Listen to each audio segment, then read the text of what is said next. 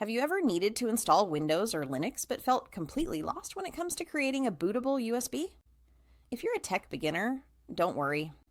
Today we're breaking down Rufus, one of the easiest and fastest tools to make bootable USB drives, and showing you how even beginners can use it confidently in 2025. Rufus is designed to be simple, yet powerful. You don't need to be a tech expert to get started.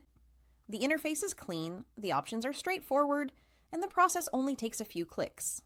All you need is your USB drive and the ISO file of the operating system you want to install. Rufus walks you through formatting the drive and writing the ISO, making it accessible for anyone, even if you've never done it before. One of the reasons Rufus is perfect for beginners is that it offers default settings that work for most cases. You don't have to worry about advanced settings like partition schemes or file systems unless you want to. For standard Windows installations, the default options are enough.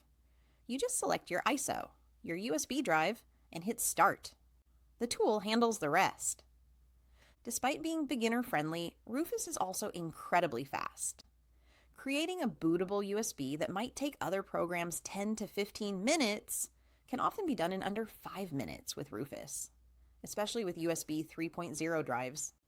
This combination of speed and simplicity is why it's so popular among casual users and IT professionals alike. For beginners, it's also safe. Rufus checks your USB drive for errors, offers quick formatting, and gives you clear warnings if anything might go wrong. This ensures you don't accidentally lose important files and that your bootable drive works correctly the first time. Using Rufus as a beginner can save you a lot of stress and make installing or repairing operating systems much easier.